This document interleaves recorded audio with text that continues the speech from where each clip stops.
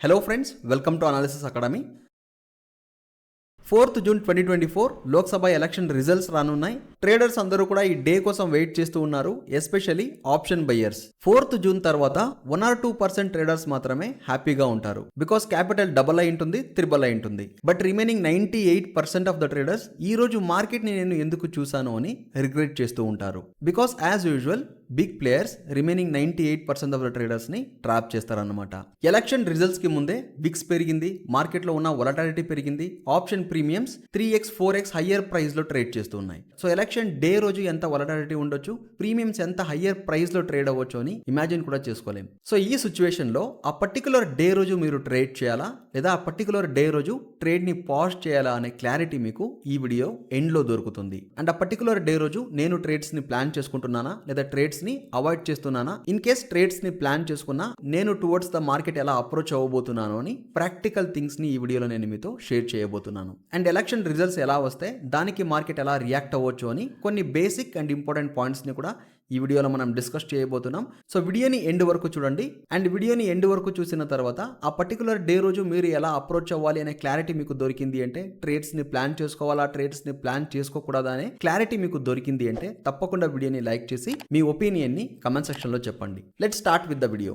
First మనం ఏ government win అయితే market దానికి ఎలా రియాక్ట్ అవుతుంది అని తెలుసుకుందాం. లెట్స్ సే బీజేపీ విన్ అయింది అనుకుందాం. మీకు ఆల్రెడీ తెలిసే ఉంటుంది బీజేపీ విన్ అయింది అంటే మార్కెట్ బుల్లిష్ అవుతుంది అని. దాన్ని నేను ఎక్స్ప్లెయిన్ చేయాల్సిన అవసరం లేదు. మీరు అనుకున్నది కరెక్టే, కానీ ఇక్కడ బీజేపీ విన్ అవడంలో కూడా రెండు సినారియోస్ ఉన్నాయి. Scenario number 1, BJP majority of the seats తో విన్ అయింది, బీజేపీ మినిమం సీట్స్ తో విన్ అయింది. In case existing government majority of the seats తో విన్ అయింది అంటే అప్పుడు మార్కెట్ దాన్ని పాజిటివ్ గా తీసుకుంటూ బుల్లిష్ మూమెంటం ని చూపించవచ్చు. In case existing government minimum seats తో ఎక్కువ డిఫరెన్స్ లేకుండా విన్ అయ్యింది అంటే అప్పుడు మార్కెట్ దాన్ని పాజిటివ్గా అయినా తీసుకోవచ్చు, నెగిటివ్గా అయినా తీసుకోవచ్చు. In case existing government win అవ్వలేదు, న్యూ గవర్నమెంట్ అంటే ఆపోజిషన్ పార్టీ కాంగ్రెస్ వచ్చింది అంటే ఇది మార్కెట్ ఎక్స్పెక్ట్ చేయని ఒక సినారియో అనమాట.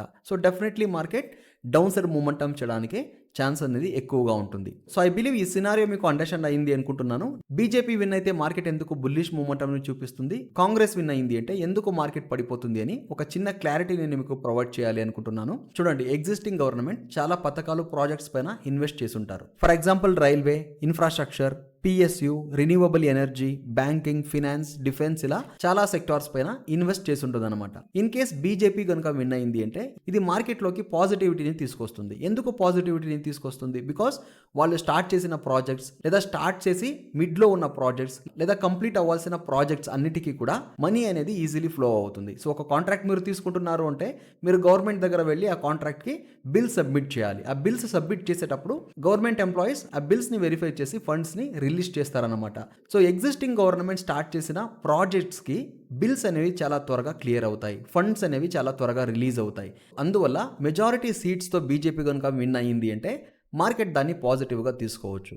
ఇన్ కేస్ బీజేపీ ఎక్కువ డిఫరెన్స్ లేకుండా మినిమం సీట్స్తో విన్ అయ్యారు అంటే అది మార్కెట్లో పాజిటివిటీని తీసుకురావచ్చు, నెగిటివిటీని కూడా తీసుకురావచ్చు. ఎందుకంటే గవర్నమెంట్ రిలేటెడ్ ప్రాజెక్ట్స్ అన్ని కూడా పాజ్ అవ్వచ్చు, ఆ ప్రాజెక్ట్స్కి సరిగ్గా ఫండింగ్ రాకపోవడంతో ఆగిపోవచ్చు ఆర్ స్టక్ అవ్వచ్చు, ఏదైనా అవ్వచ్చు. సో మినిమం సీట్స్తో బీజేపీ ఇన్ కేస్ గెలిచింది అంటే అది మార్కెట్ నెగిటివ్గా తీసుకోవడానికి కూడా ఛాన్సెస్ అనేది ఎక్కువగా ఉంటుంది. ఇన్ కేస్ ఎగ్జిస్టింగ్ గవర్నమెంట్ కాకుండా న్యూ గవర్నమెంట్ కనుక వచ్చింది అంటే అప్పుడు మార్కెట్ దాన్ని నెగిటివ్గా తీసుకుంటూ డౌన్ సైడ్కి మూమెంటం చేయవచ్చు. ఎందుకు మార్కెట్ డౌన్ సైడ్కి మూమెంటం చేస్తుంది? జస్ట్ ఇప్పుడు నేను మీకు మెన్షన్ చేసినట్టు ఎగ్జిస్టింగ్ గవర్నమెంట్ ఆల్రెడీ చాలా ప్రాజెక్ట్స్ పైన ఇన్వెస్ట్ చేసి ఉంటుంది. అండ్ ఇంకో విషయం, ఈ గవర్నమెంట్కి సెట్ ఆఫ్ రూల్స్ ఉంటాయి, సెట్ ఆఫ్ గోల్స్ ఉంటాయి. అండ్ అనదర్ గవర్నమెంట్కి సెట్ ఆఫ్ రూల్స్ ఉంటాయి, సెట్ ఆఫ్ గోల్స్ ఉంటాయి. సో అందువల్ల వచ్చే గవర్నమెంట్ అనేది న్యూ సెట్ ఆఫ్ గోల్స్తోనూ ప్లానింగ్తోనూ వస్తుంది కాబట్టి అది ఎగ్జిస్టింగ్ గవర్నమెంట్ ప్రాజెక్ట్స్ పైన డెఫినెట్లీ ఇంపాక్ట్ని చూపిస్తుంది. సో అందువల్ల మార్కెట్ దాన్ని నెగిటివ్గా తీసుకుంటూ డౌన్ సైడ్కి మూమెంటం చేయవచ్చు. సో ఎలక్షన్ రిజల్ట్స్కి మార్కెట్స్ ఎందుకు ఇలా రియాక్ట్ అవుతాయి అనే క్లారిటీ మీకు వచ్చింది అనుకుంటున్నాను. ఈ ఇన్ఫర్మేషన్ మీకు యూస్ఫుల్గా ఉండింది అనిపిస్తే తప్పకుండా వీడియోని లైక్ చేసి మీ ఒపీనియన్ని కమెంట్ సెక్షన్లో చెప్పండి. నెక్స్ట్ సెక్షన్లో మనం 4th జూన్ ఎలక్షన్ రిజల్ట్స్ రోజు మనం ఎలా మార్కెట్లో అప్రోచ్ అవ్వాలని డిస్కస్ చేద్దాం. 4th జూన్ రోజు నా అప్రోచ్ ఎలా ఉండబోతుంది, నేను అసలు ఆ రోజు ట్రేడ్స్ని ప్లాన్ చేసుకుంటానా, ట్రేడ్స్ని ప్లాన్ చేసుకున్నా, ఇన్ కేస్ మీరు ట్రేడ్స్ని ప్లాన్ చేసుకున్నట్టయితే ఎలా అప్రోచ్ అవ్వాలనే పాయింట్స్ని డిస్కస్ చేయడానికి ముందు ఇక్కడ 2 చార్ట్స్ నేను తీసుకున్నాను. ఇది 2019 యొక్క చార్ట్, ఇది 2014 యొక్క చార్ట్. ఈ క్యాండల్ ని మీరు గమనించారా, ఇక్కడ ఒక క్యాండల్ ఫామ్ అయింది అండ్ 2014 16th మే ఇక్కడ ఒక క్యాండల్ ఫామ్ అయింది. ఈ రెండు క్యాండల్స్ కూడా ఎలక్షన్ రిజల్ట్స్ రోజు ఫామ్ అయిన క్యాండల్స్ అన్నమాట. ఈ క్యాండల్స్ ని చూస్తుంటే మీకు ఏమనిపిస్తుంది? మార్కెట్ ఓపెన్ అవుతుంది, స్ట్రాంగ్లీ బుల్లిష్ మూమెంటం ని చూపిస్తుంది, కానీ రిజెక్షన్ ని ఫేస్ చేస్తూ డౌన్ సైడ్కే మూమెంటం చేసేస్తుంది. 2014లోను మీరు గమనించండి, చూడండి మార్కెట్ ఓపెన్ అయింది, స్ట్రాంగ్లీ అప్సైడ్కి మూమెంటం చేసింది, స్ట్రాంగ్లీ అప్సైడ్కి మూమెంటం చేస్తూ రిజెక్షన్ ని ఫేస్ చేస్తూ డౌన్ సైడ్కి మూమెంటం చేసింది. ఇది డైలీ క్యాండల్లో. ఇంట్రాడేలో 5 minutes టైం ఫ్రేమ్ లో ఈ వొలటాలిటీని ఒకసారి ఇమాజిన్ చేసి చూసుకోండి. మార్కెట్ స్ట్రాంగ్లీ అప్సైడ్కి మూమెంటం చేసి సేమ్ స్పీడ్లో మార్కెట్ డౌన్ సైడ్కి మూమెంటం చేసేసింది. సో నేను వీడియో స్టార్టింగ్లోనే చెప్పాను, 1 or 2% పీపుల్ మాత్రమే ఇలాంటి మూమెంటమ్స్లో ప్రాఫిట్స్ తీసుకుని ఎగ్జిట్ అయిపోతారు. బికాస్ ఈ 1 or 2% ట్రేడర్స్కి ఎమోషన్స్ అనేవి తక్కువగా ఉంటాయి, రైట్? ఎమోషన్స్ చాలా తక్కువగా ఉంటాయి.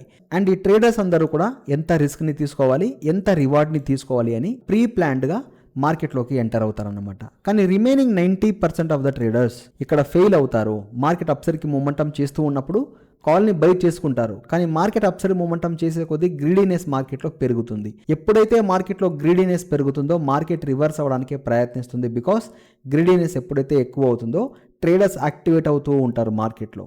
సో బిగ్ ప్లేయర్స్కి లిక్విడేట్ చేసుకోవడానికి ఇంతకన్నా ఒక మంచి అవకాశం రాదు. కాబట్టి బిగ్ ప్లేయర్స్ అగైన్ మార్కెట్ని డౌన్ సైడ్కి పుష్ చేస్తారు. Trading is all about trapping కదా, ఒకరికి ప్రాఫిట్ అయింది అంటే ఇంకొకరికి లాస్ అవ్వాలి. సో ఈ 90% ఆఫ్ ద ట్రేడర్స్కి ఎమోషన్స్ అనేవి ఎక్కువగా ఉంటాయి. కాబట్టి ఎంత ప్రాఫిట్ వచ్చినా కూడా ప్రీవియస్లీ ట్రేడింగ్లో ఎంతైతే లాస్ అయ్యిందో అంత లాస్ని ఒకే ట్రేడ్లో తీసేసుకోవాలి, లేదా అట్లీస్ట్ 50% అయినా తీసేసుకోవాలి, లేదా అట్లీస్ట్ ఒక 10% అయినా రికవర్ చేసేసుకోవాలి అనే ఆలోచనతో మార్కెట్లోకి ఎంటర్ అవుతారు. సో అందుకే ఈ 90% ఆఫ్ ద ట్రేడర్స్ ఫెయిల్ అవుతారనమాట. ఈ 90% ఆఫ్ ద ట్రేడర్స్ యొక్క స్టాప్ లాసెస్ని హిట్ చేయడంతోనే ఈ విక్ అనేది ఫామ్ అయింది. స్టాప్ లాసెస్ని హిట్ చేస్తూ మార్కెట్ డౌన్ సైడ్కి మూమెంటం చేసేసింది. సో ఇప్పుడు నేను మీకు 2 థింగ్స్ని ప్రాక్టికల్గా ఎక్స్ప్లెయిన్ చేస్తాను. ఎమోషనల్గా ఆలోచించకండి, అయ్యో మూమెంటం మిస్ అయిపోయింది, ఎలక్షన్ డే రోజు మంచి మూమెంటం వచ్చిండేది, ఈ రోజు నేను మంచి ప్రాఫిట్స్ని చేసేవని అని ఆలోచించకండి. ప్రాక్టికల్గా ఆలోచించండి.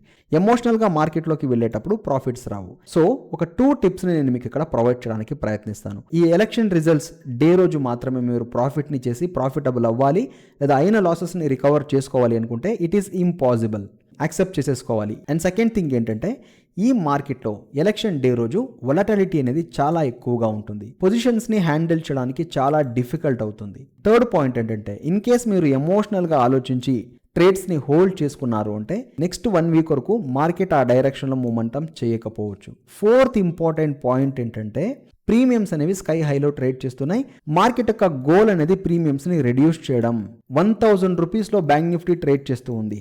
ఇంత మనీ కాల్ ఆప్షన్ ఇంతలో ట్రేడ్ చేస్తుందా? నో. ఎందుకు ఇంతలా ట్రేడ్ చేస్తుంది? It is because of VIX. Option సెల్లర్కి ఫియర్ ఎక్కువగా ఉంది. ఎందుకంటే ఆప్షన్ సెల్లర్కి అన్లిమిటెడ్ లాస్ ఉందన్నమాట. అన్లిమిటెడ్ లాస్ని అతను తీసుకుంటున్నాడు కాబట్టి అతని పొజిషన్ని సెక్యూర్ చేసుకోవాలి అనుకుంటున్నాడు. సో అందువల్ల ఎక్కువ ప్రీమియంని పెట్టి కాల్ ఆప్షన్ని సెల్ చేస్తున్నాడు, ఎక్కువ ప్రీమియంని పెట్టి పుట్ ఆప్షన్ని సెల్ చేస్తున్నాడు, రైట్? ఆప్షన్ బయ్యర్ కూడా అంతే. నేను ఎంత ప్రీమియంనైనా పెట్టి ఆప్షన్స్ని కొంటాను అని 1000 రూపీస్లో ట్రేడ్ చేస్తున్న బ్యాంక్ నిఫ్టీ కాల్ ఆప్షన్ని తీసుకుంటాడు. సో ఇక్కడ ఆప్షన్ సెల్లర్ ఎక్కువ ప్రీమియంని పెట్టి సెల్ చేయడానికి రెడీగా ఉన్నాడు, ఇక్కడ ఆప్షన్ బయ్యర్ ఎక్కువ ప్రీమియంని పెట్టి కొనుక్కోవడానికి రెడీగా ఉన్నాడు. సో అందువల్ల ప్రీమియమ్స్ అనేవి ఇంక్రీజ్ అవుతూ ఉన్నాయి డ్యూ టు వొలటాలిటీ. సో ఇప్పుడు మార్కెట్లో క్రియేట్ అయిన అంత వొలటాలిటీ కూడా విత్ ఇన్ 1 or 2 డేస్లో రెడ్యూస్ అయిపోతుంది. ఈ ఎలక్షన్ అయిన తర్వాత నెక్స్ట్ వీక్ ఎక్స్పైరీ యొక్క ప్రీమియమ్స్ని మీరు అబ్జర్వ్ చేయండి. మినిమం 600 to 500 రూపీస్ రేంజ్లో bank Nifty at the money are in the money trade చేస్తూ ఉంటాయి. రిమైనింగ్ 400 పాయింట్స్ ఎక్కడికి వెళ్ళింది? ఆప్షన్ సెల్లర్కి వెళ్ళింది. సో ఎగ్జాంపుల్కి 500 రూపీస్లో పెట్టి కొనుక్కోవాల్సిన కాల్ ఆప్షన్ని మీరు 1000 రూపీస్ పెట్టి కాల్ ఆప్షన్ని కొనుక్కుంటున్నారు. ఇక్కడ ఆప్షన్ బయర్కి అడ్వాంటేజ్ లేదు. అండ్ ఇంకో బిగ్గెస్ట్ అండ్ ఇంపార్టెంట్ ప్రాబ్లం ఏంటంటే, 1000 రూపీస్ పెట్టి కాల్ ఆప్షన్ని కొనుక్కున్నా కూడా ఆప్షన్ బయ్యర్ డైరెక్షన్లో మార్కెట్ మూమెంటం చేసినా కూడా ఆప్షన్ బయ్యర్ ఎగ్జిట్ అయ్యే మైండ్ సెట్కి రాడు బికాస్ ఆఫ్ గ్రీడీనెస్. మార్కెట్ అంత త్వరగా ఆప్షన్ బయ్యర్స్ని ఎగ్జిట్ అవ్వడానికి వదలదు. మీరు స్ట్రాంగ్ మైండ్ సెట్తో నాకు ఇంతే ప్రాఫిట్ చాలు, నేను ఇక్కడ నుండి ఎగ్జిట్ అయిపోతాను, ఈ ఒక్కరోజు మాత్రమే మార్కెట్ ఓపెన్ ఉండదు, రేపు కూడా మార్కెట్ ఓపెన్ ఉంటుంది అనే మైండ్ సెట్కి వచ్చి స్ట్రాంగ్లీ మీరు డిసైడ్ చేసి మీరు ఎగ్జిట్ అయ్యేంత వరకు మార్కెట్ మిమ్మల్ని ఎగ్జిట్ చేయడానికి అలో చేయదు. క్యాండల్స్ని ఫామ్ చేస్తూనే ఉంటుంది. ఆ క్యాండల్స్ని చూస్తూ చూస్తూ ఆప్షన్ బయ్యర్ మైండ్లో గ్రిడీనెస్ అనేది ఇంక్రీజ్ అవుతుంది. So even though in the money call option 1000 rupees నుండి 1500 రూపీస్కి వెళ్ళినా కూడా ఆప్షన్ బయ్యర్ అది 2000 అవ్వాలి, 3000 అవ్వాలి, 4000 అవ్వాలి అనే ఎక్స్పెక్టేషన్స్ ఆప్షన్ బయ్యర్స్కి ఉంటాయి. So this is the biggest problem in option buyer. So ఇవన్నీ కూడా డిసడ్వాంటేజెస్ చాలా ఉన్నాయి. ఒక్కరోజు మాత్రం మీరు ట్రేడ్ చేసి ప్రాఫిటబుల్ అవ్వాలి, ఈ ఒక్కరోజు మాత్రం ట్రేడ్ చేసి మీరు లాసెస్ని రికవర్ చేసుకోవాలి అనుకుంటే this is not the day. అలా ఒక రోజు మార్కెట్లో ఎప్పటికీ రాదు. వన్ డేలోనే చేసిన లాసెస్ అంతా రికవర్ అయిపోవాలి అంటే that is not stock market, that is not trading. So ఇది ట్రేడ్స్ని ఎందుకు తీసుకోకూడదు, ఎందుకు ఆ పర్టికులర్ డే రోజు నేను ట్రేడింగ్ని అవాయిడ్ చేసేయాలి అని చెప్పడానికి ఈ రీజన్స్ అన్నమాట. ఈ రీజన్స్ అన్నిటినీ మీరు ఇస్తూ ఆ రోజు మీరు ట్రేడ్ చేయలేదు అంటే ఐఎమ్ సో హ్యాపీ, మీకోసం నేను చాలా చాలా హ్యాపీగా ఫీల్ అవుతా. ఇన్ కేస్ ట్రేడ్స్ని ప్లాన్ చేసుకోవాలి అనుకుంటే ఎలాంటి అప్రోచ్ని తీసుకోవాలి, నేను ఎలా అప్రోచ్ అవుతాను? మార్కెట్లో ఏదో ఒక ఈవెంట్ ఉంది అన్నప్పుడే మీ మైండ్లో ఒక స్ట్రాటజీ రన్ అవుతుంది. లాంగ్ స్ట్రాడల్, ఒక కాల్ ఆప్షన్ని ఒక పుట్ ఆప్షన్ని బై చేసుకుంటామంటే మార్కెట్ ఇన్ కేస్ అప్సైడ్కి మూమెంటం చేసింది అంటే కాల్ ఆప్షన్లో ప్రాఫిట్ వస్తుంది, పుట్ ఆప్షన్ని ఎగ్జిట్ చేసుకోవచ్చు అని. ఇన్ కేస్ మార్కెట్ డౌన్ సైడ్కి వెళ్ళింది అంటే పుట్ ఆప్షన్లో ప్రాఫిట్ వస్తుంది, కాల్ ఆప్షన్ని ఎగ్జిట్ చేసేసుకుందామని. కానీ యాక్చువల్లీ ఈ మెథడ్ ఆ రోజు అంటే 4th జూన్ రోజు వర్క్ అవ్వదు. సింపుల్గా ఒక ఎగ్జాంపుల్తో నేను మీకు చెప్పేస్తా. 400 రూపీస్ పెట్టి కొనుక్కునే ప్రీమియంని మీరు 1000 రూపీస్ పెట్టి కొనుక్కుంటున్నారు, right? Which is 3x more than normal value, 2x or 3x ప్రీమియంని పెట్టి మీరు కొనుక్కుంటున్నారు ఆప్షన్స్ని అంటే మార్కెట్ కూడా అలాగే బిహేవ్ చేయాలి కదా. మార్కెట్లో మంచి బుల్లిష్ మూమెంటం వచ్చేటప్పుడు 1%, 1.5% మార్కెట్ ఈజీలీ మూమెంటం చేసేస్తుంది. So market 1% or below 2% upside కానీ డౌన్ సైడ్ కానీ మూమెంటం చేసేటప్పుడు 400 రూపీస్ పెట్టి ఒక కాల్ ఆప్షన్ని పుట్ ఆప్షన్ని కొనుక్కుంటున్నారు అంటే అప్పుడు ఈ లాంగ్ స్ట్రాడల్ అనేది మార్కెట్లో వర్క్ అవ్వచ్చు. కానీ ఇలాంటి సిచ్యువేషన్స్లో ఈ స్ట్రాటజీ ఎందుకు వర్క్ అవ్వదు అంటే రెగ్యులర్గా మార్కెట్ మూమెంటం చేయడానికన్నా 3x 4x మార్కెట్ మూమెంటంని చేయాలి. మినిమం 4 to 6% మార్కెట్ మూమెంటం చేస్తే మాత్రమే ఈ స్ట్రాటజీలో బెనిఫిట్ అవుతుంది. ఈ రెండు ఎలక్షన్ డేస్ రోజు వచ్చిన పర్సెంటేజ్ ఆఫ్ మూమెంటంని చూద్దాం. 4.4% ఫేర్ ఇనఫ్. ఇక్కడ మనం గమనిస్తే 8.15%, టాప్ టు బాటమ్ తీసుకున్నప్పుడు 8.15% వస్తుంది. ఇన్ కేస్ మార్కెట్ ఇలా కానీ బిహేవ్ చేసింది అంటే, ఇంత మూమెంటంని కానీ చూపించింది అంటే ఈ స్ట్రాటజీ మంచి రిటర్న్స్ని ఇస్తుంది. ఇక్కడ ప్రాఫిట్ని చేయడానికి కూడా ఒక మైండ్ సెట్ ఉండాలి, దాన్ని కూడా డిస్కస్ చేద్దాం. మోర్ దెన్ 6% మార్కెట్లో మూమెంటం వచ్చింది అంటే అప్పుడు ఈ స్ట్రాటజీ మంచిగా వర్క్ అవుతుంది. 2019 ఎలక్షన్స్ డే రోజు నేను మార్కెట్లో పార్టిసిపేట్ చేశాను. ప్రాక్టికలీ ఈ స్ట్రాటజీని నేను ఇంప్లిమెంట్ చేసేటప్పుడు అంత మంచి రిజల్ట్స్ని ఇవ్వలేదు. ఒక డీసెంట్ ప్రాఫిట్ వచ్చింది కానీ ఎక్స్పెక్ట్ చేసినంత ప్రాఫిట్స్ అనేవి మార్కెట్లో రాలేదన్నమాట. సో 4th జూన్ రోజు మార్కెట్ ఇలాగే బిహేవ్ చేసింది అనుకుందాం. ఒక కాల్ ఒక పుట్ని మీరు బై చేసేసారు. ఎగ్జాంపుల్కి 1 లాట్ అనుకుందాం. ఓకే, 1 లాట్ని మీరు బై చేశారు. బీజేపీ విన్ అయింది, మెజారిటీ సీట్స్తో విన్ అయింది, మార్కెట్ బుల్లిష్ మూమెంటంని చూపిస్తూ ఉంది. మార్కెట్లో మీరు కాల్ అండ్ పుట్ని బై చేయడానికి ముందే మీ స్టాప్ లాస్ డిఫైన్ అయిపోవాలి. నేను ఈ వొలటాలిటీలో 60 to 80 పాయింట్స్ని స్టాప్ లాస్గా తీసుకుంటున్నా. కరెంట్ ఉన్న వొలటాలిటీకి 60 to 80 పాయింట్స్ నేను స్టాప్ లాస్గా తీసుకుంటున్నా per lot. In case market ఫేవరబుల్గా వెళ్ళింది అంటే 120 to 150 పాయింట్స్ నాకు more than enough as a profit. 60 to 80 points నేను స్టాప్ లాస్ని తీసుకుని 120 to 150 పాయింట్స్ నాకు ప్రాఫిట్ దొరికింది అంటే హ్యాపీగా మార్కెట్ నుండి ఎగ్జిట్ అవుతూ అదర్ థింగ్స్లో నేను బిజీ అయిపోతా. సో ఇన్ కేస్ మీరు లాంగ్ స్ట్రాడల్ చేయాలి అనుకుంటే ఈ అప్రోచ్ని తీసుకోవచ్చు. అదర్వైజ్ నాకు 200 పాయింట్స్ కావాలి, 300 పాయింట్స్ కావాలి అనుకుంటే మీకు రిస్క్ అనేది కొంతవరకు ఎక్కువగా పెరుగుతుంది. మీరు రిస్క్ తీసుకోవడానికి రెడీగా ఉన్నారు అనుకుంటే 120 or 150 పాయింట్స్ ప్రాఫిట్గా మీకు వచ్చిన తర్వాత స్టాప్ లాస్ని మీరు ట్రయల్ చేసుకోవచ్చు. పుట్ ఆప్షన్లో ఉన్న లాస్ని వదిలేసి ఈ 120-150 పాయింట్స్లో లాస్ ఇంక్లూడెడ్ లేదు.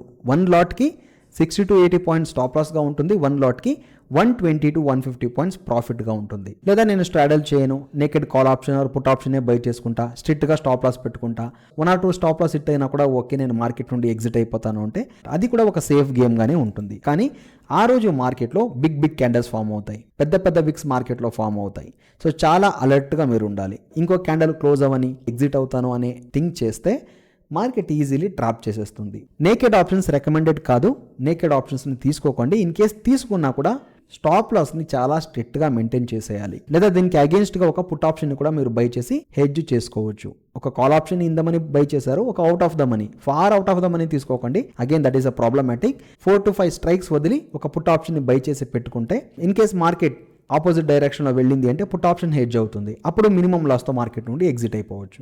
లేదా మీరు ఏదైనా స్పెషల్లీ ఒక స్ట్రాటజీని ఫాలో అవ్వాలి అనుకుంటున్నారు అంటే ఆ స్ట్రాటజీని కూడా ఫాలో అవ్వచ్చు. కానీ మర్చిపోకండి, చాలా వొలటైల్గా ఉంటుంది. సో స్టాప్ లాస్ని స్ట్రిక్ట్గా మెయింటైన్ చేయడానికి ప్రయత్నించండి. So 4th June elections results రోజు ఒకటి ఈ అప్రోచ్ని మీరు తీసుకోవచ్చు, లేదా ఈ అప్రోచ్ని మీరు తీసుకోవచ్చు. ఇలాగైనా అప్రోచ్ అవ్వాలి మార్కెట్లో, లేదా ఇలాగైనా మార్కెట్లోకి మీరు అప్రోచ్ అవ్వాలి. ఈ రెండూ కాకుండా మార్కెట్ ఎంత ఆపోజిట్ డైరెక్షన్లో మూమెంటం చేసినా కూడా నేను హోల్డ్ చేసుకుంటాను, నెక్స్ట్ వీక్ మార్కెట్ అలాగే అప్సర్కి మూమెంటం చేసేస్తుంది, నా డైరెక్షన్లో మూమెంటం చేసేస్తుంది అని మీరు హోప్స్ని పెట్టుకుని పొజిషన్స్ని క్యారీ చేశారు అంటే ఆ డే మీకు మీ లైఫ్ లాంగ్ గుర్తుండిపోతుంది. మీరు ప్రాఫిట్ చేసినా గుర్తుండిపోతుంది, లాస్ అయినా గుర్తుండిపోతుంది. ఆ రోజు మాత్రం హోప్స్ని పెట్టుకుని మార్కెట్లోకి ఎంటర్ అవ్వకండి. రెగ్యులర్ డేస్లో క్యాపిటల్లో ఒక 20% 30% వెళ్ళిపోవచ్చు.